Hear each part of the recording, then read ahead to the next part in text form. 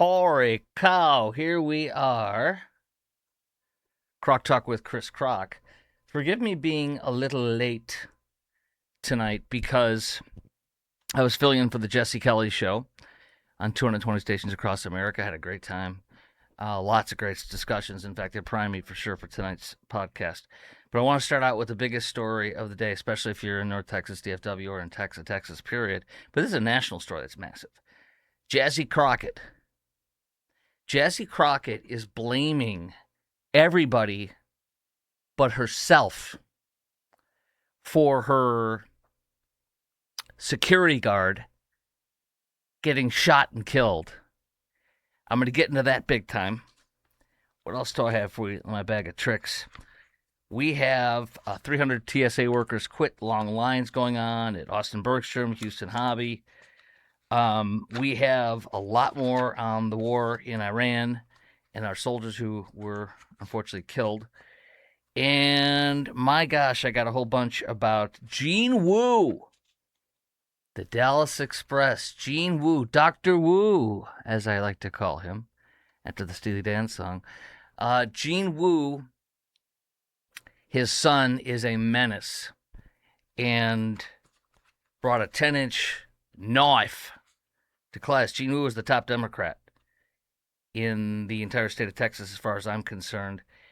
And so much more. Fort Worth ISD throwing tons of money as they're about to be taken over by the state. So all that's coming up. But first, this show is brought to you by IRSprob.com, IRSprob.com, helping good people with IRS problems, specializing in IRS controversies, IRS audits, and tax planning strategies. Randy Martin, my dear friend and CPA of 8 years, IRSprob.com. Check him out. Okay, Jazzy Crockett is blaming everybody but herself. She knew this guy had a record, and she probably knew this guy had a bad, long record. We're talking 4 felony convictions, Fox News reporting, of felony theft. In fact, the gun he was in possession of that was in his hand pointed at police officers, and they shot and killed him at Dallas Children's Hospital in the parking garage, was a stolen handgun. He had 11 firearms in his car when he was pulled over. He was driving around with stolen license plates, reportedly stolen from the U.S. Navy. He also, according to Irving Police Department, was reportedly impersonating police officers and perhaps federal Capitol Police officers. Jazzy Crockett hired a man with a massive, long rap sheet. Jazzy Crockett hired a multiple felon who pleaded guilty to all of his charges. He had like 7 charges over like a 4 or 5 year period, back to back to back to back to back. And she said, I believe in redemption. Well, she hired a long-time, massive felon and put him, I don't know if he was in charge of security, but on her security. He stood next to her at so many different situations. This guy was insane. He was a massive felon. And now she's blaming 2 things. She is blaming... First of all, she's blaming the Capitol Police. How dare you not vet this man, this longtime massive felon that I hired? Because, quote, I believe in redemption. Yes, redemption after 7 convictions and pleading guilty 7 different times. I believe in redemption, Jazzy. And then you turn around and you blame the Capitol Police and Congress for not background checking a felon, a multiple massive felon that you hired for redemption. He also was he was apparently doing security stuff with his church. And I want to know, does she go to Freddie Haynes, Friendship of West Baptist Church?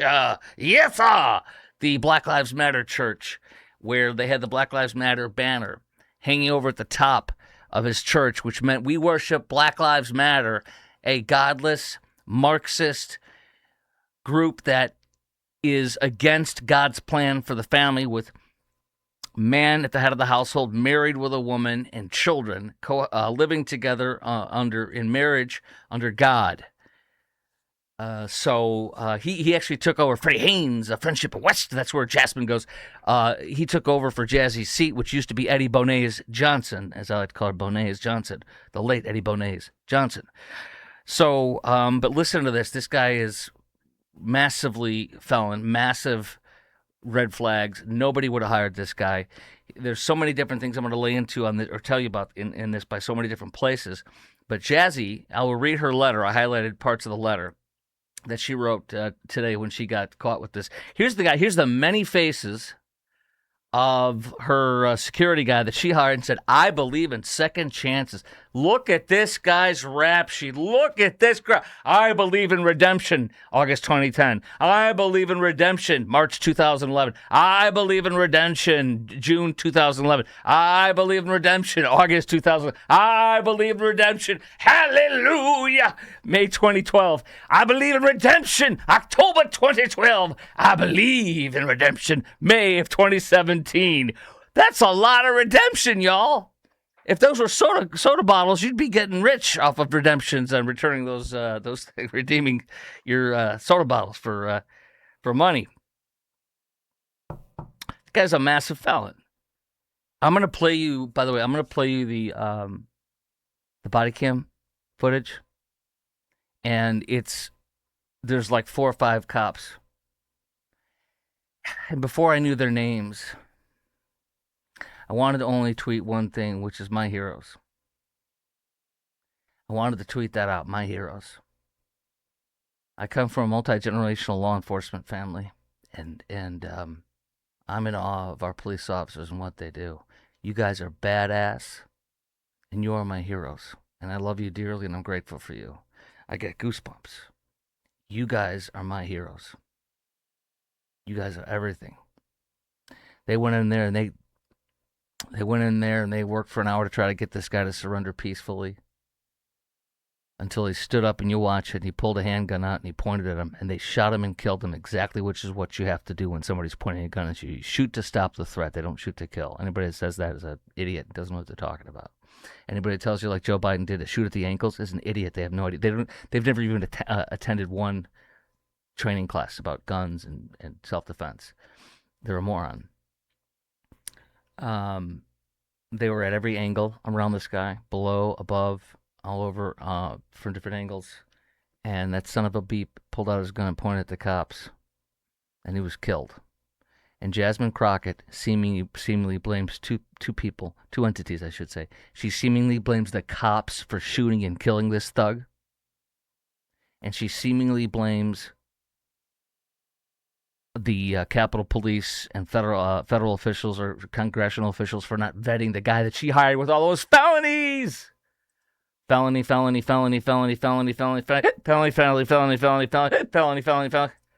Remember the Simpsons, the guy that was the weatherman, or not the weatherman. Now we go, the news, and now we go to the man that's with the longest ever case of hiccups.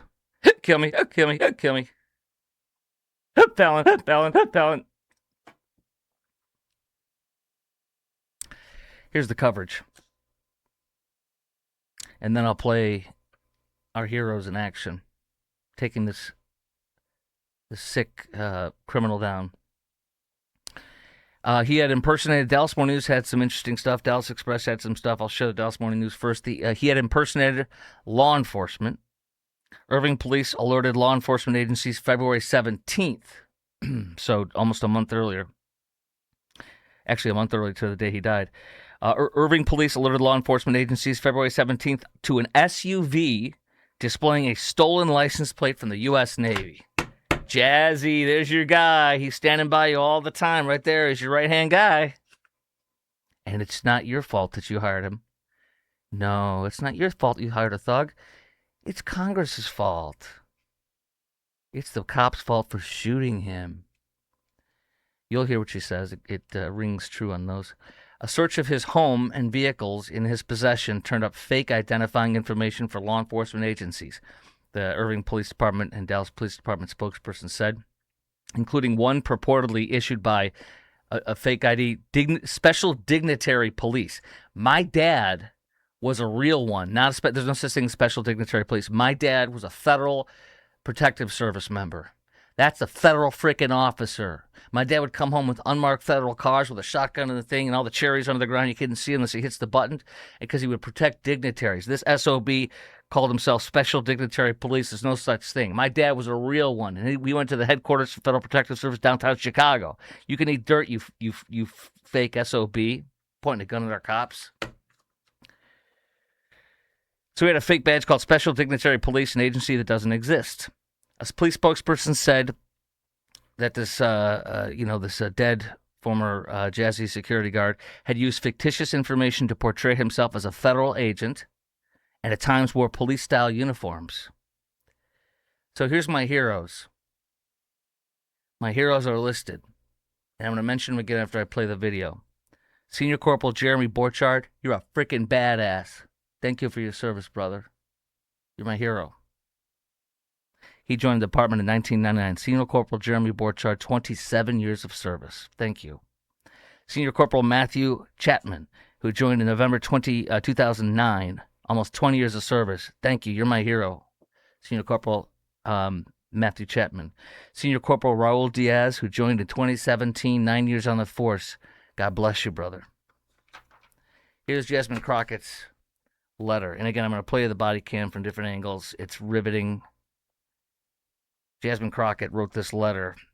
She's excusing her actions and blaming everybody else but herself. It's Congress's fault. Oh, it's the cops' fault. They shouldn't have shot him. By now, she says, Dallas in her statement, Jasmine. By the way, she's not going to even be a congresswoman in a few months, right? Unemployed congresswoman. By now, she says, Dallas police have been unable to confirm the death of a member of our security team. Oh, a member of our security team. Yeah, let's see. A member of our security team. Look at that guy. Who knows better about security than this guy? Death of the member of our security team. We waited to learn the details of how this happened. Then they say, we are approved to use this vendor. This is where she blames Congress. We work and worked closely with law enforcement agencies, including Capitol Police. She's going to blame them. Do you blame Capitol Police, or do you blame Jazzy for hiring a guy with all those felony arrests? What do you think? What do you think's going to happen? The fact that an individual, Jazzy writes, was able to somehow circumvent the vetting process for something as sensitive as security for members of Congress highlights the loopholes and shortcomings of our many systems. It is the systems. It is the Capitol Police. It is not her fault for hiring a guy that she knew had all these felonies on his rap sheet. You see that? She's a victim too.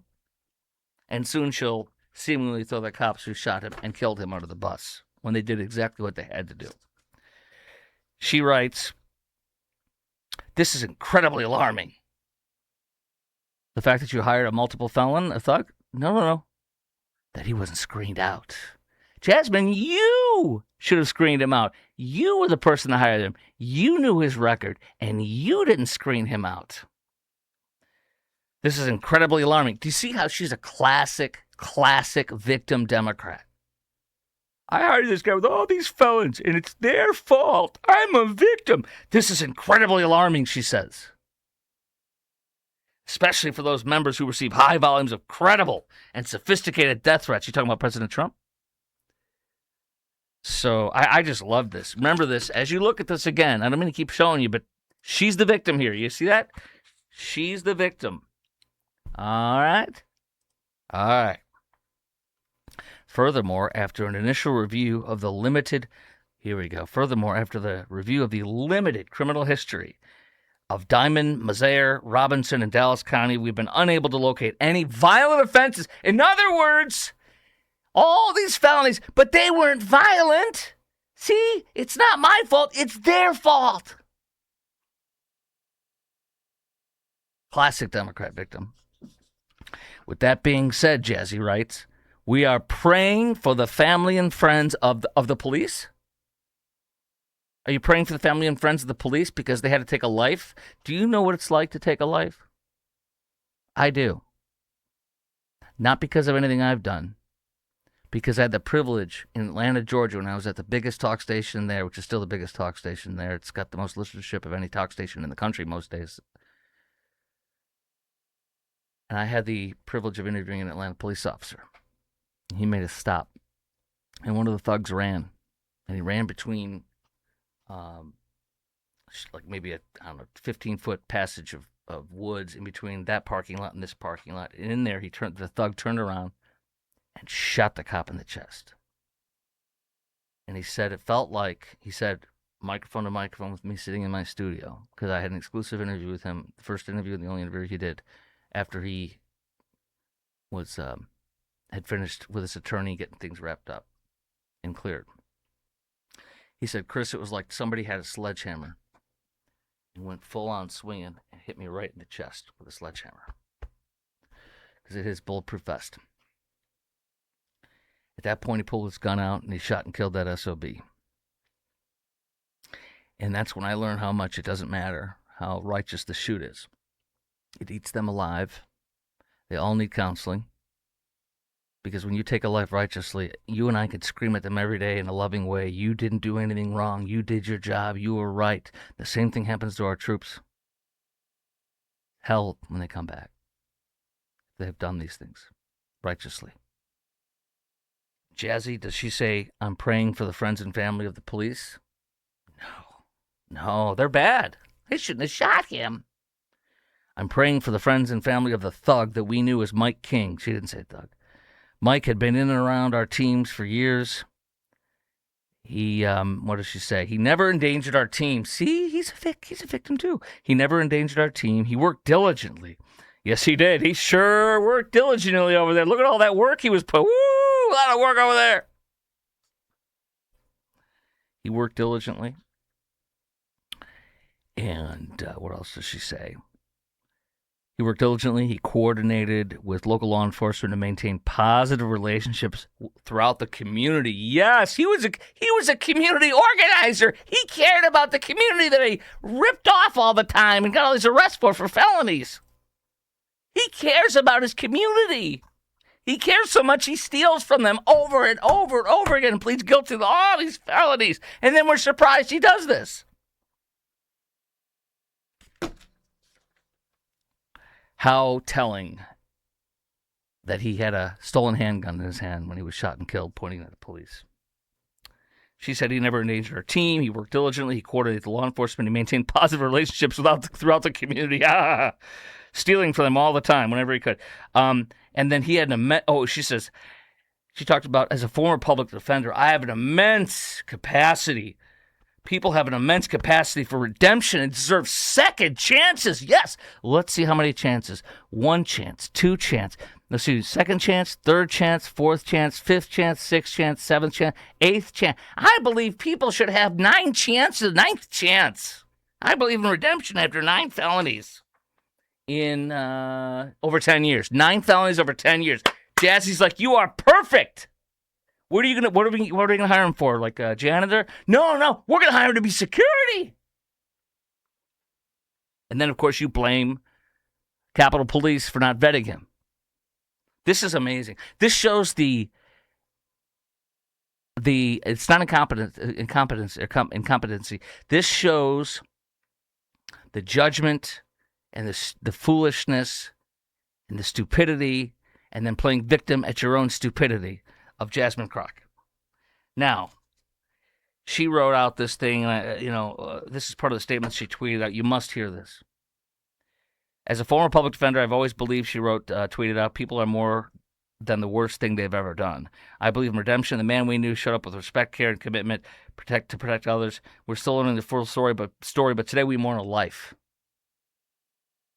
Today we mourn the life of a man who was going to be a cop killer. He pointed a gun at the police. Today we mourn the life of a man who refused to pull over on a lengthy police chase. At least 15, I don't know, between 5 and 15 minutes of a police chase in downtown Dallas. Maybe even 20 minutes, I don't know. I'd say between 5 and 20-minute police chase. And then barricading himself in his car at Children's Hospital parking garage. God knows if a parent's coming in with their child has cancer. And this twit, Jazzy, is mourning and praying for him. And anyways, listen to this. She says, we're still learning the full story, but we mourn a life today. Police.law.news says this, and this is exactly right. You should apologize to the involved officers. You should apologize, Jasmine Crockett, for the involved officers, because you gave this man prominence and money and everything he needed to be in this position where he'd point a freaking gun at our heroes, and you're mourning his loss today? You should be apologizing to the involved officers.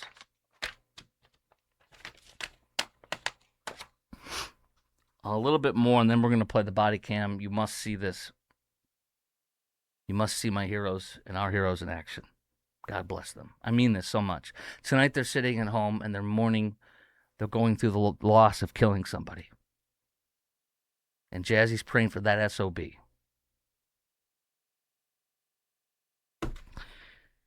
This is from CBS 11. I'm not going to. I'm telling you this right now. You know this, and I know this, and maybe you don't, because I follow the news to a T for 16 years in Dallas, Fort Worth. I've been here covering the news. CBS 11 is the most, and I'm not trying to be nasty, by the way. I don't have any grudge with anybody. Except for Steve Pickett. Steve Pickett is a super woke leftist who hates me and seeks to destroy me. Steve Pickett is a BLM worshiper and a leftist Marxist. I don't know if he's still there, but that's the one guy. He follows me on Twitter. He said something over the years, he's trying to nail me on something. Well, it's never going to happen. I'm my own boss now. Ha ha ha. But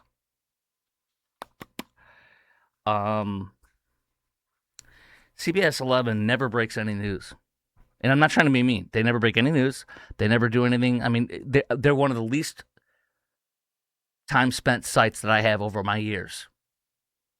It's not I'm just telling you the truth. I'm not trying to knock them.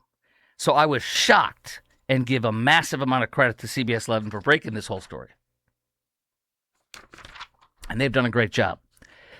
This is from J.D. Miles. Quote, sources say he was the subject of a federal investigation, which he was wanted for impersonating a law enforcement officer. His criminal history, which includes 7 arrests for theft. Here we go. These should be the 7. Yeah, this is the 7 arrests. Here we go. 7 arrests for theft in Dallas, Duncanville, Irving, Dallas County, and Texas Department of Public Safety. The troopers, man, DPS. All of the arrests were between, and this is where J.D. Miles is wrong. He says between 2009 and 2012, including misdemeanor and felony charges. No, he's missing some, man. He's missing 2012. I'm sorry, he's missing 2017. Look at that. He's still hanging out with the thugs and stealing or whatever. I don't know. Felony theft. Here we go. It appears his sentences for those convictions, he pleaded guilty to all of them. And Jazzy wants to give him an 8th or ninth chance. And she mourns his loss. Despite that criminal background, sources say he was able to forge a new identity as Mike King, where he not only became a prominent figure as a security officer for Jasmine Crockett. I believe in 9th chances. I'm going to make him prominent and wealthy so he can do all sorts of theft. He became a prominent figure as Jasmine Crockett's security officer while in office during her recent U.S. Senate campaign. Look at this, the judgment of this woman. The judgment of this woman. Some officers told CBS CBS Texas Channel 11 that he told them that he was a detective with U.S. Capitol Police. Jazzy, great hire. It may have led to the federal investigation that resulted in the hunt for him this week. CBS 11 images obtained show him standing close to Crockett at events and on the campaign trail during her recent run for U.S. Senate. Sources say he oversaw teams of security officers at several downtown Dallas hotels and his church. I wonder if it's Friendship West Baptist Church with Freddie Haynes. Yes, sir. Oh, yes, sir. He drove a replica undercover police vehicle, used license plates stolen from cars outside a military recruiting office. That might be where he got the Navy plates from. He's a career criminal. Homicidal career criminal. And Jazzy's like, oh, we care for him so much. Oh, he's a victim. Oh, second chances. SWAT teams. She doesn't care about the cops. She blames them, seemingly. SWAT teams kill Jazzy's fugitive security guard. Here we go. This is from The Blaze. They followed him into the parking garage of Children's Health Hospital late at night. He had a gun. He pointed a gun towards officers. He went into the parking garage, barricaded himself inside of the vehicle, refused to come out. Jazzy, again, very, very important to say this, I believe in redemption, she says. It's the cop's fault. I believe in redemption. This is from Dallas-based reporter for Fox News. Can't remember her name. It'll come to me. Brooke Taylor. No, it's Brooke Singman, actually. Brooke Taylor's, I think, from New York. She says Congressman Crockett appears to defend her security detail. She appears to defend her security detail killed in a SWAT standoff, saying, "We've been unable to locate any violent offenses. It was the cops that made him violent. They killed him. He could have still been doing my security with a stolen gun. We've been unable to locate any violent offenses," she says. We are fortunate this is someone who used those loopholes without malice. He had no malice. Dallas police said the gun he pulled on them was stolen. A total of 11 firearms recovered during the investigation. He was also driving a car with stolen government plates. He wore uniforms pretending to be a law enforcement officer, ran fraudulent business where he misled legitimate cops, placed them in off-duty jobs. He was wanted on multiple felony warrants. Jazzy! Multiple felony warrants after all those felony arrests and other arrests. He was wanted on multiple felony warrants as well as parole violation. Jazzy's security guy's on parole. Clink, clink. Jazzy's security guard. Look at and she blames Capitol Police. And this is from JD Mouse, CBS 11 as well. Breaking, Dallas Police Department says Diamond Mazar Robinson, a.k.a. Mike King, was driving a GMC Yukon with stolen government plates by Irving police, leading to the manhunt, which ended him with being shot and killed by SWAT. Police found 11 weapons. He was holding on to one when he was shot and killed, according to authorities. I'm going to play this for you. And I want you to think of our heroes. Senior Corporal Jeremy Borchardt, who Jazzy owes an apology to and prayers and thoughts to, not to the guy who pointed a gun at them. She's sick. She's sick. Senior Corporal Jeremy Borchardt. You'll see his name on the back when he's kicking ass and taking names. Senior Corporal Jeremy Borchardt, who joined the department in August 99. Senior Corporal Matthew Chapman and Senior Corporal Raul Diaz. Now, I have jumped ahead a little bit because it's 9.5 minutes. So there's a police chase. I like I said, probably between, at least 3 or 4 or 5 minutes, maybe as much as 15 minutes. I don't know. It was all around downtown Dallas.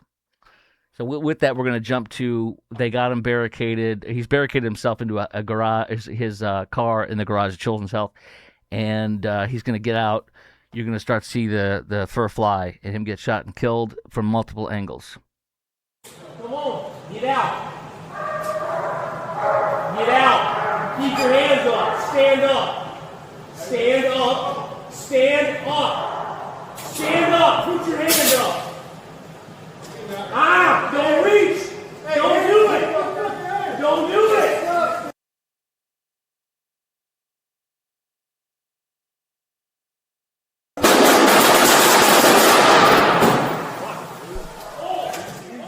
Light him up, boys. Come on. This is it. Come on. Get out. Come on. Get out. Get out. Keep your hands up. Stand up. Stand up. Stand up. Stand up. Put your hand up. Don't reach. Don't do it. Don't do it.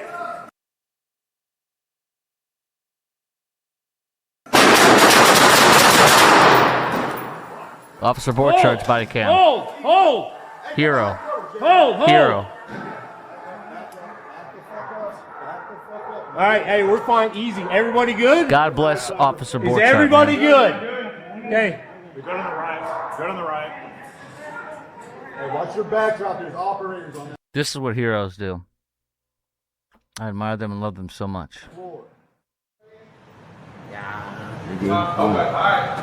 No. Hey, walk away. Okay, come on.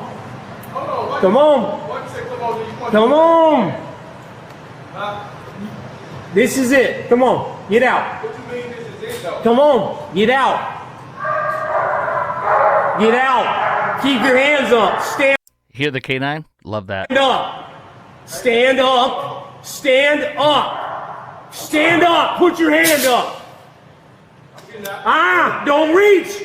Don't do it. Don't do it.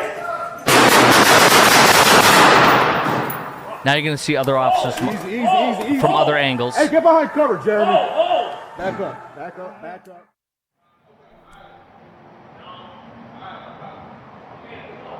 This is the third hero. We just saw Officer Diaz, of course, Senior Corporal Raul Diaz. This is Matthew Chapman, Senior Corporal Matthew Chapman. Badass. Look at him. Look at him creeping. Badass.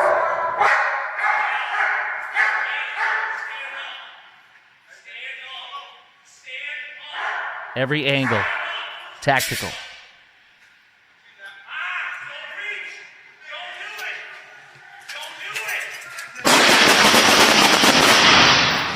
Lit him up. Shut up! Shut up! Shut up! You got it. You good? I'm good. Drop the fucking gun! Drop the fucking gun! Drop the fucking gun! And there. One more.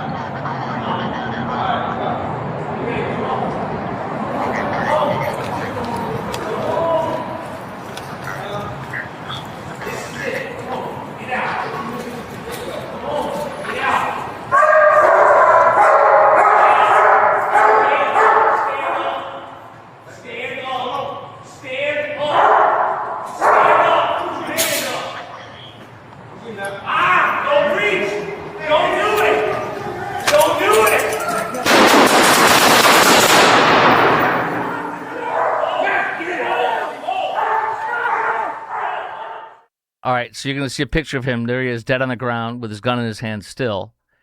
If you go back a little bit, you see where he drops the gas in there, or smoke. These guys are badass. God bless our Dallas police. I got goosebumps. I don't know if you can see him. I got goosebumps, man. I ain't no hero for nothing. These guys are the heroes. You are my heroes. Senior Corporal Jeremy Borchardt, Senior Corporal Matthew Chapman, Senior Corporal Raul Diaz, God bless you. We need to pray for them and their families, not the terrorist, criminal, thug, Jasmine. And Jasmine, you better thank God that real freaking cops are protecting you and me and all of us, not a fake felon that you hired. You're the one who failed. You're the one who didn't do a background check. You're the one who's alarming for hiring him. You may hug the thugs and give them jobs, Jasmine, but our guys put them in jail, and our guys protect your butt who disdains our police officers, blaming them for your stupidity and your hug-a-thug programs. I would be playing you this other video. There was another fatal shooting by Fort Worth police that was just released today on body cam, Chief Eddie Garcia. But the stupid video, it was a live stream, and they didn't put a pre-record like Dallas did, so I can't download it. Twitter doesn't let you, or X doesn't let you download streams, live streams. So I'll just tell you, it's not dramatic much anyways. The cop shows up, and, the cop shows up, he's by himself. Two people called 911. They played the calls. One lady says the guy's hanging off. Another guy says he's got a bottle, and he's putting it by his neck. He's cutting his neck or something. And then one cop is the first one to show up, and he's by himself. How would you like to be that one cop who parks on the side of the highway? This is a US 287 overpass. How would you like to be the one cop that pulls up on this? Traffic's going by. It's afternoon drive. How'd you like to be the one cop that has to get out of that car, walk up? You see this guy hanging out the 287 overpass with a bottle. He's cutting himself. He's hanging over. And you got to walk up that hill, you know how it's like a hill when you're at the bottom of a ramp, off ramp. You got to walk up that hill, and he stands up there, and now he's at the top of the hill, about to go over the rail and then go towards the man on the bridge. And I watched that, and I thought about that lonely, long walk by yourself. And I'm being serious. Sure, it's broad daylight, but I'm being very serious. What's it like to have that lonely long walk to a guy, to be that lonely police officer? And I mean this seriously. And he put his gloves on to protect his from disease or stuff like that. The rubber gloves or whatever. And then you got to walk towards this guy, this homicidal, suicidal maniac. He does it because that's what he's paid to do. He's a hero. It's not because that's what he's paid to do. It's not, he wouldn't do it for pay. You don't do this for pay. You do this because it's a calling. Who does that and walks towards this man? He has a broken bottle. This is like he's holding the neck of the bottle, and this is the bottom of the bottle, and it's broken off. Shit. You know how you can kill people with stabbing with that. So the guy starts going towards the cop, and then he pulls it up like this, and he starts running towards the cop, and the cop has his gun, and he says, stop, stop, stop, stop, and he's running at him with a deadly weapon. Shot him and killed him. No one was with him other than people driving all over the place. By the time the other officer came and pulled up and screeched his tires and stopped, it was too late. The guy was on the ground dead. This cop did his job, but he too has to have intensive, long counseling and will be dealing with it for the rest of his life. It's going to hurt him and eat him up. And I want to share the guy who's dead was a 38-year-old Latino man. I want to share what two idiots put on Twitter in response to this. I happened to notice it. And I'm going to read it. I'm going to comment. One person whose name is Just Kai, and I'm not trying to attack them. I'm just saying these people are absolute idiots, and they peeve me off. One guy writes, he was already suicidal, so you kill him, ... But that loss of life, what, ... That damn fox, all caps, mace, or whatever y'all are carrying these days will give anybody a change of mind. But loss of life, and he gives the face with the straight, mouth emoji. You listen to me. You, whoever you are, you turd. You listen to me. That cop would have been stabbed. Mace does not stop somebody who's running at you and is within 10, 12 feet running towards you with a deadly weapon to stab you. Why don't you stand there and spray mace on the guy? Good frickin' luck. Some idiot says taser. Nobody says it here, but taser's even funnier. Because if the prongs don't hit or the clothing is loose enough but it doesn't hit, now you're dead. What these idiots are saying, there's one more that said, that's awful. What these idiots are saying is that cop should take a stab to the neck or the chest and possibly bleed out and die in minutes. Perhaps get his one of his two arteries here. You get your here, or under here, and under here. You're going to die and bleed out real fast. So take a stab for the team so that you don't have to shoot this guy. It doesn't freaking work this way. They don't go to work to come home in a body bag, and I won't let him, and we won't let him. An attack on him is an attack on all of us.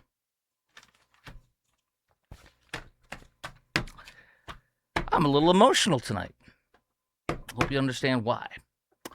One man who is not emotional, especially when it comes to my taxes, is Randy Martin from IRSprob.com, but he does love going back to his alma mater of UT, which has the best accountancy school in the state. Here he is going back and speaking. Randy Martin from IRSprob.com, speaking with the next generation of business leaders, as I like to say, business. And here he was talking to them as well at UT Austin. He was just invited down there to speak. That's because Randy's the best. Randy's been my CPA for over 8 years, and I like showing you my taxes. Here's my taxes. I'm not going to lie to you. I haven't gone through them yet to hand them over to him yet. I still got to go through stuff and give him some information. So I got to go through all this before I submit it to him to then do my taxes.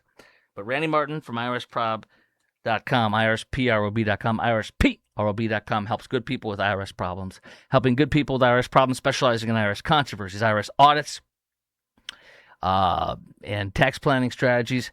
Call 214-214-3000. That's 214-214-3000, and tell them Chris Crock sent you, IRSprob.com. And guess what? I toggle between Due West Foundation Repair wearing their outfit and Randy Martin's IRSprob.com swag because they're my sponsors. And Jim Dutton has done my water heater. He replaced 17 foot of line beneath my house. He's my plumber and my foundation guy. So he replaced 17 foot of plumbing beneath my slab foundation, which means digging and foundation issues. He did every single plumbing call I've had in this house for 11 years, including my water heater. But also Jim did root shields because those trees, if they're close to your house, they will destroy your foundation. Jim also came out and did a static test before I bought the house and a foundation inspection before I bought it. So that's how long Jim's been with me as a friend. My wife worked for Due West Foundation Repair and Plumbing for 3 years. We love Mary, Jim's wife. We love their sons with their grandkids, Johan and Adam. It's a family business, a 3-generation family business. God bless them. If you want the best, call Due West. That's du-west.com, west.com, or call 972-406-0912, 972-406-0912. That's du-west.com. If you want the best, call Due West. Don't ever hire a plumber that's not foundation, or hire a foundation that's not plumber. They will blame each other. I'm quoting Jim, the Gospel of Jim. If you have questions on home issues, just DM me or make a message, and I'll ask Jim when I have him on, probably next week. Okay, 300 TSA workers quit amid Democrats' refusal to fund DHS. You've seen the videos of Austin Bergstrom International Airport, ABIA, where it's 2 or 3 hours of waiting in line to get in. That's because of, as you know, South by Southwest, spring break, but it's because of 300-plus TSA workers quitting. They haven't been paid now in 2 paychecks. The first one was not the whole paycheck, but it was a large chunk of the paycheck. So like 1.5 paychecks, they haven't been paid. They don't make much. They're worked hard. You know that, and I know that. So the good news is the Democrats have shut the government down because they're not worried about 9/11. They're not worried about funding DHS, Department of Homeland Security, which was established after 9/11 to prevent another 9/11. They're not worried about when even the radical Islamist terrorists shot up 6th Street and killed 3 people, naturalized citizen Islamist. We know that a radical Islamist, naturalized citizen Islamist, was freed from jail after he was convicted of ISIS training, supporting, and giving money to, and traveling over to Africa to work with ISIS. And he was released free because he completed a drug rehabilitation program. Biden and his Department of Justice released him because they're like, he did a drug rehabilitation. But he didn't do Islamist, radical Islamic terrorist rehabilitation. They forgot about, we forgot. And then a George W. Bush appointed judge let him free early. But hat tip to Biden. Good job, because you want to let that terrorist free so he can kill more people. Finish the job. And boy, did he ever, sickly. We also have to protect people against the Lebanese naturalized American, once again, from Lebanon, who came here, got married to an American woman, was naturalized, and then divorced her so he could stay here and kill us. In this case, kill Jews. The terrorist who we now know drove from Lebanon. By the way, his brother, he was mourning his family. Well, that's because his brother was a Hezbollah terrorist commander. Ibrahim Muhammad Ghazali was responsible for managing weapons operations within the specialized branch of the Badr unit, which is Hezbollah. The unit is responsible for launching hundreds of rockets towards Israeli civilians throughout the war. So you know how it works. They blew up so young. So he was blown up by Israel, which is great, inshallah. And other of his relatives were blown up. So the mayor of, I think it's Dearborn, not Dearborn, but it's kind of like Dearborn City or sort of Dearborn Township. I think it must be right by there. And by the way, if you look up the guy's congresswoman, who is it? Oh, it's Rashida Tlaib. Oh, I'm so shocked. So you had 2 things. You had NPR. I think I have the headline here to show. Yes, you have NPR. Look at their headline. In a small Lebanese town, grief and fear follow the Michigan synagogue attack. Grief and fear. You mean for the Jewish community there? No! In the small Lebanese town, they're mourning the terrorists. Oh, it's so terrible. Oh, we're so grief-stricken. NPR. Oh, look who wrote the story. Hadid al-Shalshi. I'm sure she is so unbiased. I'm so sure she's unbiased. Excuse me here. What else do I have for you? Texas Bureau of Prisons, Bill Melugin reports with Fox News, that the terrorist, Old Dominion University, Mohammed Jallah, by the way, there was another a terrorist named Jallah who stabbed a woman on a bus getting off a bus, and he's an illegal. And I don't know if he's a legal or naturalized citizen, one of the two, of course. And he also was named Jala, another great terrorist that the Democrats kept letting out of jail, etc., over and over again. Now, that's despite the fact he was released, despite the fact Mnuchin says that he was convicted on terrorism-related offenses for attempting to provide support to ISIS. Trump changed it now. You cannot get released early for any of that stuff no matter what. He changed the rule. Biden made that happen because he wants the terrorists to finish the job. Let me play you an altercation, staying on the Department of Homeland Security being unfunded and shutting down.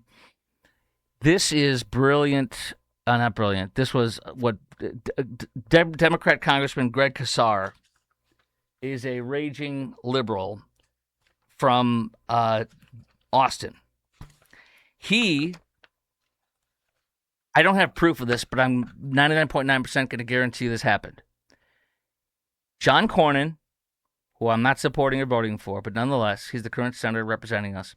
John Cornyn goes to Whataburger and orders a ton of food because he was bringing it over to the Austin Bergstrom International Airport TSA people that he wanted to feed to take care of them. Now, you know that the team at TSA was told in advance, don't bring your lunch tomorrow. Congressman or Senator Cornyn's bringing it to you, or at least in the morning. So you know that somebody that works over there that's a Democrat heard about this and called Greg Casar and said, hey, you need to show up over here. You need to show up and you need to outsmart Cornyn. So he did that. I believe that's what happened. I don't have proof, but that's what I believe happened. He started lecturing and doing a press conference, impromptu press conference.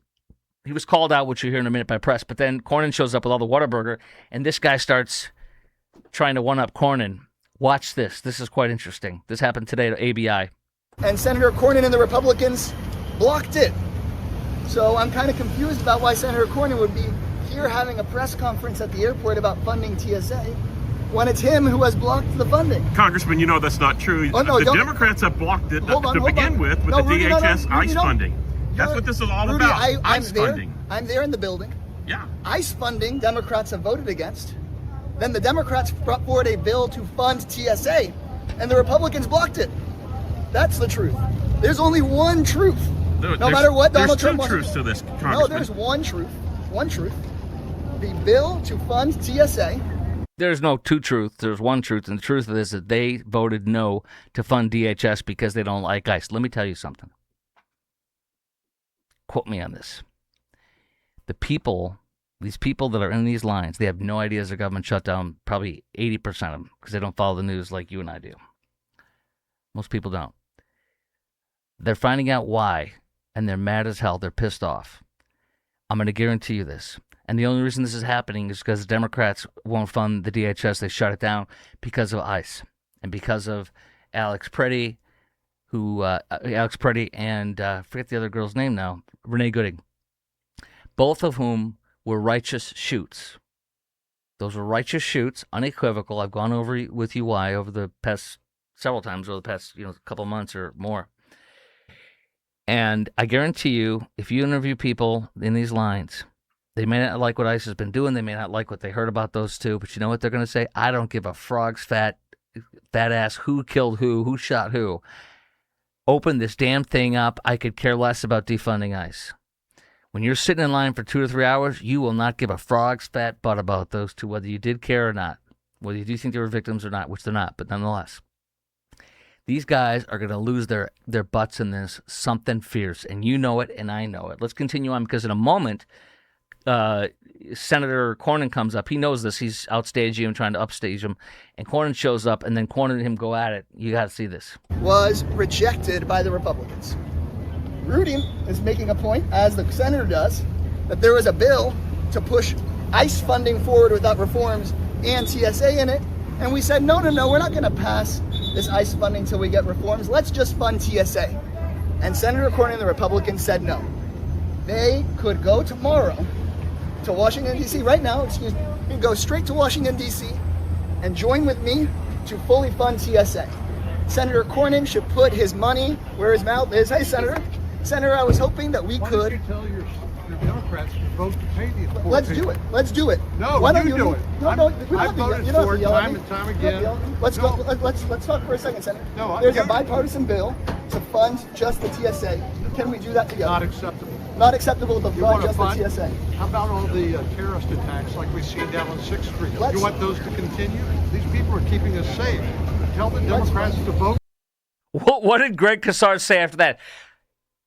This SOB terrorist on 6th Street, a couple miles, well, ABI is a little bit out there. It's obviously straight out due east.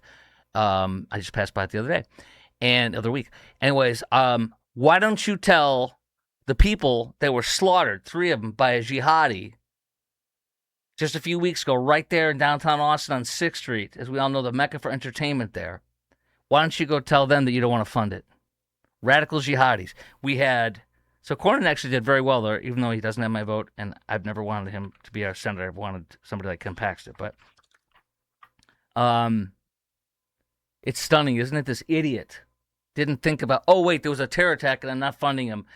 And he did you hear him come back with anything good? Of course not. There's nothing you could say about that. He's like, oh, radical Islam. I forgot about that because it's all about. Oh, and don't forget this. I played this for you the other day, but I can't play it for you enough. This is the Soros-backed DA of Norfolk, the Commonwealth for Norfolk, Virginia, where the terrorist attack happened in Old Dominion. This guy does nothing to call out radical Islamic terrorism. He says it's all about guns and a gun cult. It's a national sickness. We live in a country where people care more about guns than they care about 6-year-old children. They care more about guns than they care about synagogue worshipers. And they care more about guns than they do about college students. What that means is that it does not matter how hard President Hemphill works, how hard the chiefs work, somebody will be a victim eventually. It is a matter of time. And until there is the political will to break the spell of the cult of gun absolutism, you will see more incidents like this. He goes on and on for another 20 or 30 seconds, but he doesn't say anything about radical Islam, radical Islamic terrorism, nothing about terrorism, nothing. It's about gun control and the Republicans. That is the crazed left and woke Soros-backed DA. Let me play, I have to play this one again, too, if you missed it. Alyssa Slotkin. Do you know that Alyssa Slotkin voted 3 or maybe even 4 times to close down DHS? Do you know it was 4 times she voted no to close it down? And do you know what happened after that terrorist, from that Lebanese terrorist whose brother was Hezbollah top commander? Do you know what that Lebanese terrorist, after he tried to kill all those Jewish children, like 124 Jewish children in that largest congregation of Reformed Jews in America in West Bloomfield Township, Michigan. Do you know what Alyssa Slotkin did? She voted no, 4 times no to fund DHS. But then suddenly, when a terror attack happens and almost 124 kids are slaughtered in a terrorist attack, now she supports funding DHS. So that's the Democrat mindset. You have to be, our Jewish kids have to be slaughtered, or at least they try to kill them in a terror attack. Something like that has to happen in my district. Then I will vote to fund DHS, not until after they do it. We're getting some reaction from Michigan Senator Alyssa Slotkin. She spoke just moments ago. Let's listen to that. Obviously, as a senator from Michigan, I'm watching what's going on right now with Temple Israel in West Bloomfield, Michigan, extremely closely. I know this place very well. Grew up not far from there. And law enforcement are still securing the scene. I'm not going to get ahead of the police. We have to listen to the warnings that they are putting out to the local community. That includes friends and family of mine who are sheltering in place and follow law enforcement. But I will just say everyone deserves the right to worship in peace. Everyone. And an act of anti-Semitism, an act of violence, of hate, should be treated to the fullest extent of the law. That's after 4 times voting to not fund DHS. And by the way, she says it again. She said it twice. The beginning and end of that clip that goes a minute and a half long. I'm going to cut it short. But she says at the end and the beginning, she says, everyone deserves to worship in peace. Hey, Senator Slotkin, are you one of the many Democrats that supported the terrorism in that St. Paul church with the godless, communist, Black Lives Matter people and Don Lemon terrorizing that church? Because they didn't have a right to worship in peace that day. A fake First Amendment right for protest does not allow you to go in and take away the right of somebody's First Amendment right to worship their God. How much? I don't know what she said in response to that, but I know that many Democrats publicly said that they had no problem with what they did. 10 airlines or so, all the top ones, wrote a public letter today, said too many travelers are having to wait in an extraordinarily long line and painfully slow lines at checkpoints. The CEOs of American Airlines, United Airlines, Delta, Southwest, JetBlue, Alaska Air, and others wrote an open letter to Congress today. The Democrats, once again, make themselves look like total asses, and they lose. One of the favorite little things that came out today was Mojtaba Khomeini, the son of Ayatollah Khomeini. By the way, breaking news, Ayatollah Khomeini is still dead. In fact, Mojtaba Khomeini, we know, has lost one or two limbs. We also know that his colon, or I can't remember if it was his I think it was his colon and or stomach, one of those two, stomach and one other one, I think it was the colon, were perforated or detached in an attack that hit him. And so he may be dead because they still haven't shown him. The spokesperson for one of the diplomats for Israel said that it's embarrassing for them because they still haven't showed their leader, which I think is very true. In fact, what came out today for the New York Post is Mojtaba Khomeini, who we know is as dumb as a box of rocks, according to reports, has the personality of a potato, according to reports. Now, the headline comes out from the New York Post that two top intelligence officials or spy agency officials and one White House person confirmed that they believe that Mojtaba Khomeini, the new head of the Iranian regime, is gay. Gay. Which, as you know, is the death penalty in Iran. But unless you're the Ayatollah Khomeini's son. In which case, when the Ayatollah Khomeini is killed righteously, he then becomes the Ayatollah Khomeini. But it's good for diversity. I think Jasmine Crockett's going to love this. This is great for diversity and DEI. A radical Islamic regime that kills gays is going to have a gay to lead the regime if he still stays alive. It's remarkable. I love that. He's gay. Don't tell the people in Gaza that you fund the terrorists and Hamas because they'll throw you off a building and kill you. I am not gay, I swear. Oh, they said that one of his tutors was his gay tutor, I guess, or something that converted. I don't know. That's what I read in the New York Post today. That's hysterical. Now all the Queers for Palestine people can go there and feel safe. You're safe now. Go to Iran. It's better there, like you say it is. Let's show our heroes. Couple of different of our heroes. This is Declan Cody, first of all. Declan Cody. Declan Cody is a sweetheart young man, and he's one of the people one of the 13 of our soldiers who've been killed. I tweeted this post out, and on the right, he's a boy.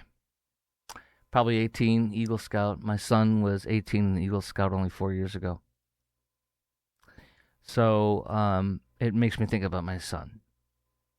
And that guy on the left could be my son, too. It's Declan Cody now as an adult before he was killed in action. And my son's probably the same age as him. God bless Declan Cody, an Iowa boy who gave his life for his country. God bless him. He told his parents, don't worry, I'm not anywhere near any of the combat. And really, he had a reason to say that.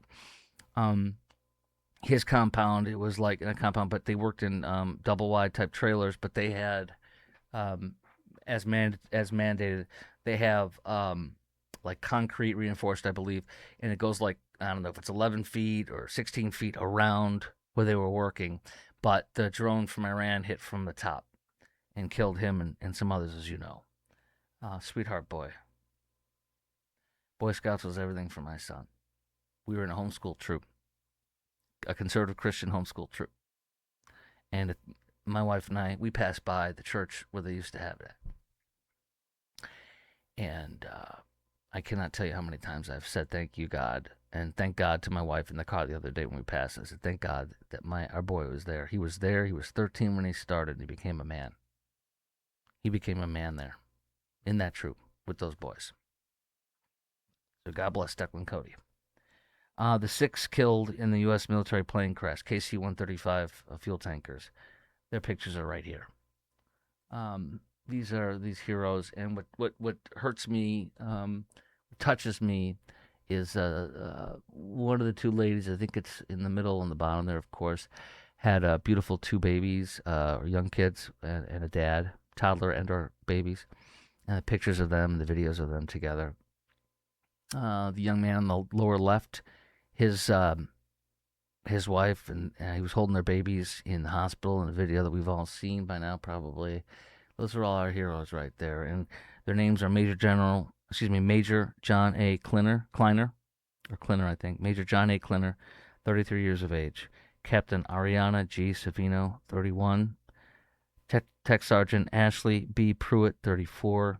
Captain Seth R. Koval, 38. Captain Curtis J. Angst, 30. Tech Sergeant Tyler H. Simmons, 28. Let me tell you something. You know this and I know this. You can serve in the military for your whole entire career and never go to combat because it doesn't happen. And then you can also be 22 or 25 or 29 and nothing's in sight, and then you're dead serving your country. God bless them. They have no say. They do what they're told, and they do it wonderfully and amazingly. Speaking of the war, let me show you this. This is freaking awesome. This is a CRAM, and a CRAM is like it's a device that is shoots. I'm going to make up a number here, like I don't know, 500 rounds per second or 200 rounds per second. I'm not kidding you. And it targets missiles and drones that come at it. Watch this. The producer of the Jesse Kelly Show. He's a friend of mine, Chris is his name, as well. And he said it sounds like somebody who goes to Chili's after they go to Chili's or they eat chili, and then you can hear it sounds like a nasty, nasty fart, but then you hear the explosion. It's like, well, maybe that really would be what it sounds like. But watch the screen in the middle. You're going to see a bomb blow or a missile blow up. But listen to this. Is so incredible. Watch this.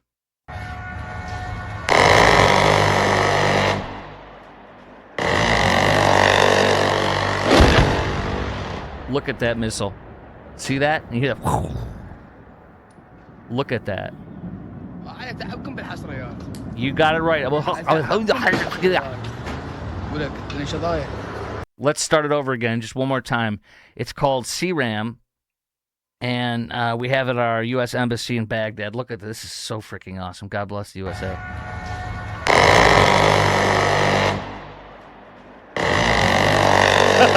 at that. Woo! Unbelievable. We have such power. You know, my mentor from First Baptist Dallas, I was having lunch with him yesterday, actually, and a sweet woman who is 89 years of age, who's a big fan of mine, and when she found out that my mentor and his wife were friends with me and my wife, she wanted to meet me, so we had a lunch with the sweet 89-year-old woman and my mentor and his wife yesterday, and my mentor taught me, his kids and his wife, and they were in D.C. after the Gulf War parade. I think it was the first one. Could have been the second one, but I think it was the first. I don't know which one. But they did a parade. Remember, when Trump does it, it's bad, but this wasn't Trump, so it was okay, right? They were watching the parade, and you saw these massive tanks come by. All these massive, huge, and it's just like that. The power and the might is just, you get goosebumps. You're like, oh my gosh, you're in awe at the power, but that power's on your side. He said that's what it's like. That's the kind of awe and reverence that we should show for God and his power. Right there. That's exactly it. Governor Abbott defending excluding Islamic schools from Texas voucher program, which is a great thing. Of 200,000 people have signed up now for the vouchers. I'm a massive fan of them. It's the civil rights cause of our age. And by the way, the reason why it took so long to pass in Texas was because rural Republicans were being paid by teachers' unions, stuffed money in their pockets to go against it. So Abbott said, I'm getting you 7 out. And he got 5 or 6 out of 7 of them out. And we won. Now we have vouchers. But some schools, some Islamic schools that have had CARE visit them, the Council on American Islamic Relations, which is a terrorist group, are not allowed for vouchers. And so now they're suing. Oh, we want to use the laws of the land to turn it against itself like CARE did, which I'll explain in a moment. We want to use the freedoms and the laws of the land to turn this country against itself so we can spread radical Islam. because CARE is a foreign terrorist organization, as Governor Abbott designated it. So is the Muslim Brotherhood, which is the kind of the father of Hamas and CARE. So Abbott said that's right, because we don't want school choice funds. He tweeted this out today, going to radical Islamic indoctrination. We don't want school choice funds going to radical Islamic indoctrination with historic connections to terrorism. I sign laws banning Sharia cities. I designated CARE and the Muslim Brotherhood as foreign terrorist organizations and transnational criminal, I think he said, entities or something. So they're suing, these 2 or 3 or 4 Islamic schools are suing. CARE is an unindicted co-conspirator in the largest ever terrorism fundraising case in United States history. Richardson, Texas, Richardson right here in Dallas-Fort Worth, Richardson-based Holy Land Foundation. They raised about $5 to $7 million to kill Jews, pretending it was for Palestinian aid. One of the unindicted and several people from CARE, several people from the Holy Land Foundation went to jail for decades, and I believe are still in jail and should be for many more years. They raised all that money to kill Jews, pretending it was for aid. An unindicted co-conspirator, CARE CARE is an unindicted co-conspirator in that case, the largest ever terrorism fundraising case in U.S. history. CARE was caught on a wiretap meeting with the Holy Land Foundation officials on a hotel room in Boston. And in there, CARE said we need to wage jihad, a nonviolent jihad. We need to take the laws of this country and the freedoms and use it, and the media, and use it to further Islam so that we can take over this country like we've done in Europe. After the case was closed and the official case and the FBI and the Department of Justice said CARE is an unindicted co-conspirator, CARE later sued and asked the judge, please take our name out of there as an unindicted co-conspirator. And the judge said, he looked at all of the evidence, says, absolutely not. You are. In CARE, you always will be an unindicted co-conspirator in the largest ever terrorism fundraising case in United States history. CARE is a terrorist organization. Nihad Awad, its president, said on after October 7th, days later, at a big Muslim conference in Chicago, he regaled, he loved, the Gazans were freed from the shackles and all this stuff. He was regaling in the satanic blood of his brothers in Hamas that he loves and supports. Gene Wu, Dr. Wu, as I like to call him. Are you with me, Dr. Wu? If I didn't have the Jesse Kelly show, working on the air till like 8 o'clock, I would have pulled that for you too, because I love playing Dr. Wu whenever I talk about Gene Wu. Gene Wu's son is extraordinarily troubled, reportedly violent, and a lot of serious issues. But don't worry, Gene's got it covered. Gene is a crazed, lunatic leftist guy who clowns himself all the time and has. But this came out from Dallas Express today. Gene Wu's son, Texas State Representative Gene Wu from Houston area. He's the Democrat caucus leader of the Texas House. His son, Dallas Express reports, allegedly displayed a knife in front of students and one teacher at a prominent Houston area private school. Gene Wu's against vouchers, but he sends his kids to private schools. Not yours. Aren't you glad we passed vouchers? So privileged people like Gene Wu can't stop you from going to private school like his son. His troubled, very troubled son. Watch this. He allegedly displayed a knife in front of students and a teacher at a prominent Houston area private school after school hours on early March 2026, according to law enforcement. Law enforcement said they have concerns about his behavior, Gene Wu's son's behavior, and potential risks to others, including female teachers and students, the cops say, and indicated that some school staff or parents may be reluctant to report incidents or serve witnesses because of Wu's prominence as a state legislator. You take my violent, troubled son with a big-ass knife and you treat him like a kidling, a baby, and you protect him while he's threatening you and doing all sorts of crazy things because I'm the most powerful Democrat that I'm aware of in the state of Texas, as far as state political leaders.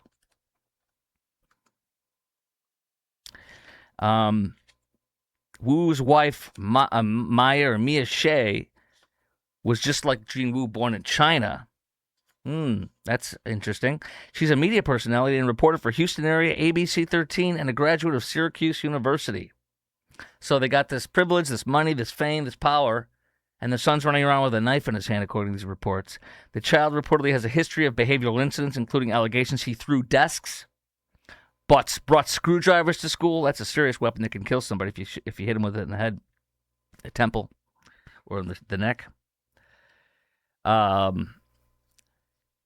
His son was described, he threw scissors at another student as well. Texas DPS says Wu's son was described as displaying oppositional and defiant behaviors, oppositional and deviant behaviors at school, particularly towards females. Gene Wu? You don't care about women and violence against women, Gene? As someone, they said he particularly deviant and of oppositional behaviors at school, particularly towards females, and as someone who often incites incidents by irritating and intentionally upsetting other students. The report describes incidents in which he allegedly argued with teachers and lost his temper. Community submissions to school administrators cited anger issues, alleged assault offenses. Gene Wu, are you not taking care of your kids, Broham? Maybe you should leave your powerful office and take care of your frickin' kids and not let them take it out on our teachers. On March 6, Wu's son reportedly displayed an approximately 10-inch knife. That's not a knife. This is a knife. Approximately 10-inch knife to classmates after school hours. They believe it may have been purchased or produced by using a 3D printer. This is a weapon knife, though, not some little plastic knife. It's a 10-inch knife. A teacher reportedly, remember what prisoners do? They have a shiv and they make it with plastic and they melt it, and so there's no question this could be a deadly weapon. A teacher reportedly asked the student to hand over the knife, but the student refused. Other teachers then intervened, at which point Wu's son threw the knife to the ground and the weapon was confiscated by school staff. Wu, who opposed school choice legislation but whose own son attends a private school, says Dallas Express, was featured in a Houston Chronicle article last October saying the hardest part of public service is missing his kids, and that upon returning from a recent trip, his oldest son stood at the top of the stairs and said to Wu, "You're back for real this time, right?" Hey, Gene. Your son's calling you. He needs a dad. Gene, this is on you. It's your child. Raise him right. Train him up on the way he should go. Gene, quit your day job as a congressman and take care of your kid. I'm sure he has a professional full-time job.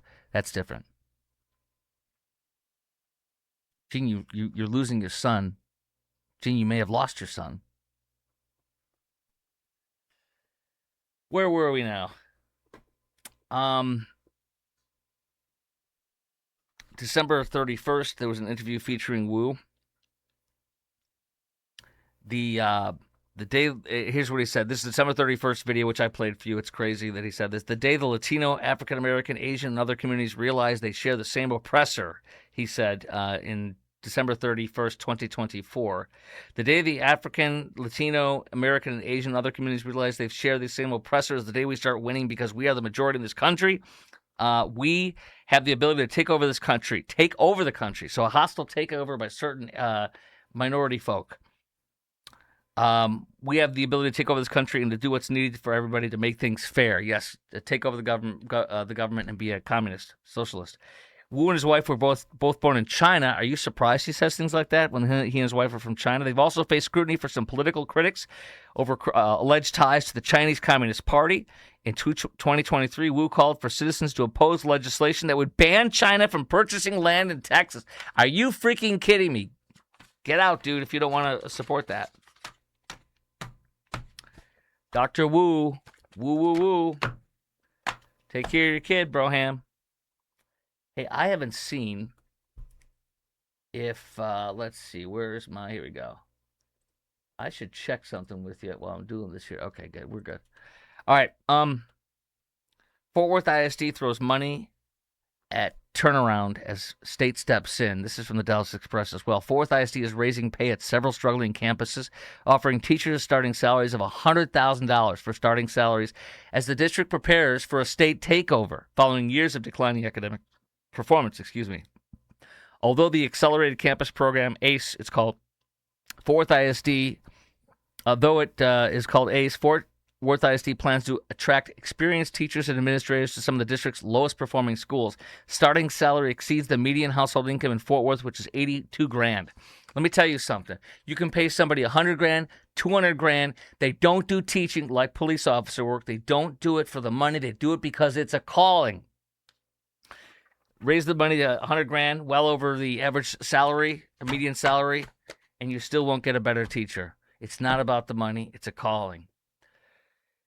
And don't you like how they're rushing in to blow all this money when they're not going to be running the school shortly? This is really a beautiful thing. I'm going to play this for you. I'm going to give a huge hat tip. This is Lake Point Church, which I've always been a fan of Lake Point. I go to First Baptist Dallas, but Lake Point is a great church. Josh Howerton is the pastor.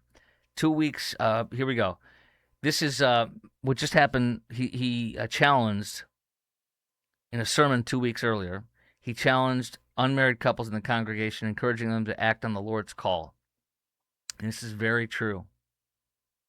And it's beautiful. It's not condemnation. It's truth. You're living with somebody that's not your spouse. You're sleeping with somebody that's not your spouse.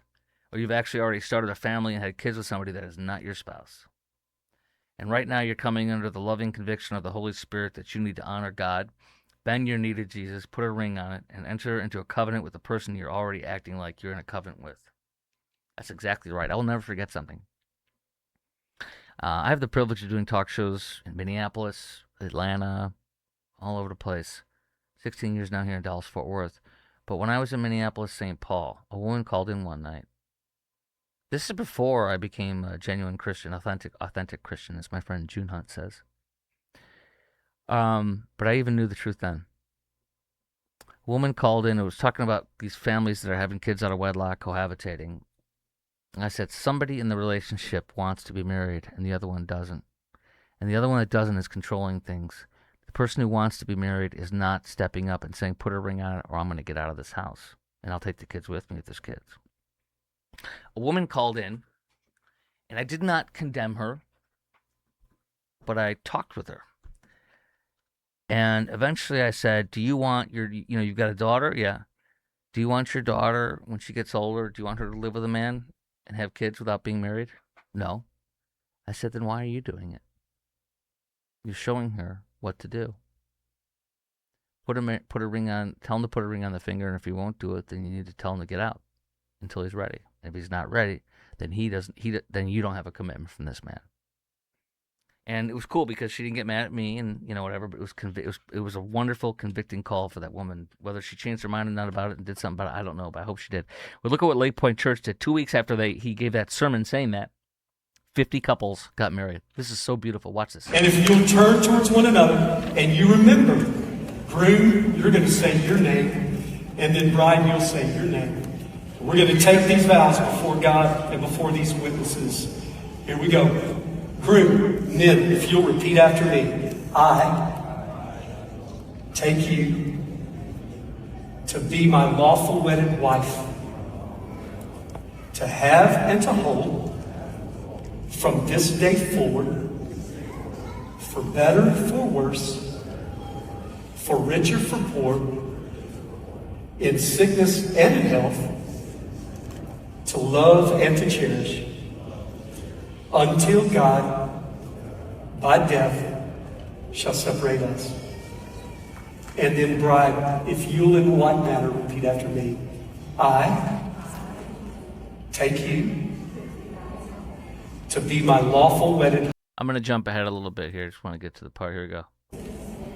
To love and to cherish, until God, by death, shall separate us. And then, grooms and brides, if you'll grab those rings, thank you for bringing rings tonight. There you go. Just one drop. This is a sign of this covenant that we're making before the Lord tonight. Did you find it? Everything good? All right. Nobody's embarrassed. We're all good. This is a sign of this covenant that you've made an agreement before one another and before the Lord. It's a sign of your covenant relationship and marriage of one another. And so, to the groom, will you give this ring as a token of your love for your wife. And then, bride, will you wear this ring as a token of your love for your husband? And you may place the ring on her ring finger. That's absolutely beautiful. And though I would call out, debate anybody that was one of those people and tell them, you know what God wants you to do if you're a Christian. Every man on that stage is a man and did what a man should do. Every woman on that stage is a woman and did what a woman should do. Every one of those dads and moms, those men and women that have children, did what a daddy and a mama should do. And I don't care how late you are to the party, you are at the party, and you did right. And I'm so proud of you. I love you, and if I was with you, I'd give you a big hug. God bless you, 50 couples, and may God richly bless your marriages, and may they last not only throughout this life, but into the next. By the way, do you know that it's true? This is not me making this up. It's scriptural and such. You are not married in heaven. So my wife will know me, she'll see me, I'll know her, stuff, but you're not married in heaven, which I'm like, I'm pissed off about that. Because I love her. I love her very much. And I hope you do too. And I want to tell you something else. I've mentioned this before. We went through 7 years of hell, as I call it. And it's just like, don't say it like that. But it's like we were fighting, and it was stuff that built up for years. And we never got the right counseling. We tried here and there. My job was my idol for the first half of my career. And I got right with God and in my marriage for the most part. And then we came here. And then we were here for 3 or 4 years, or maybe, I don't know what it was. And then everything blew up. And we needed help. And I sought that help fervently. And I planted a flag. And I said, I'm putting this flag down. This is for my marriage. We had a recommitment ceremony. I surprised her. She does not like surprises. And then it was several years of counseling, a lot of intense, difficult stuff, and this and that, couples, singular, all sorts of stuff. And in the last 3 years of our marriage that healed it and put us to the point where we've been in it now for 7 years, I don't even know. So long, in a good way. It's been that long, I can't remember. That our marriage was put together right. She calls me out when I'm wrong. One of the biggest things I had to learn is she is my strongest asset. She is not my enemy. She is not my adversary. She means well. And it was the marriage mentoring program. It's called Marriage Mentors. And it's a non-denominational Christian thing that you can get through your church. They have mentors that are trained that you can get paired with. And it's a 1-year program. It's not counseling. You meet with mentors once a week or once every 2 weeks. But let me tell you something. My wife says that this is the best. It's a 1-year program, but we were on the 3-year program. We were on the 3-year plan. And so anyways, if I can do it, you can do it. Save that marriage. Heal that marriage. And if you show up at protest, don't go out of your house to any protest until you save that freaking marriage. The way to fix a city, a community, a neighborhood, is for people to be caring for their marriages and healing their marriages. After you do that in your home with your wife or your spouse or your husband, that's how you lead your kids. After that, then you can go out and do those things, because the way to save this country is to start in your home and then out and out and out and out. Another massive billionaire dude has left California and fled to Texas. I hate this. My little piece of hair sticking out. Billionaire Uber co-founder reveals he's bolted California for Texas. Uber's co-founder, Travis Kalanick, has traded California for Texas. He is... where's he going to in Texas? I moved to Texas on December 18th. I don't know what's so specific about December 18th, but let's just say prior to January, he reported. This is the California wanting a one-time 5% tax on fortunes exceeding $1 billion. The 49-year-old is estimated at $3.6 billion. He will not be subject to the tax should it be introduced. Why so much Florida action? Come on, homies, he said when he came to Texas. It doesn't say where in Texas he relocated to, but that's okay. This from the Dallas Express. A little comedy to end the whole show. Toilet scrolling may be a pain in the rear, study suggests. A recent clinical study has found that using a phone while sitting on a toilet is linked to a 46% higher risk of developing hemorrhoids. Nearly 4 million doctor and emergency room visits is what people with hemorrhoids are sent to the ER. 4 million, more than 800 million in healthcare costs. Stop sitting on the toilet for 20 minutes. Leave your smartphones outside the bathroom. Try to spend more than a few minutes on a bowel movement. Well, there we are. This show was brought to you by IRSprob.com, IRSprob.com, helping good people with IRS problems, specializing in IRS controversy, IRS audits, and tax planning strategies. I will see you tomorrow. Hey, Nick's Right Podcast. Have you heard of them? Nick's coming on tomorrow, so check that out on the podcast, Crock Talk with Chris Crock podcast. We'll see you then.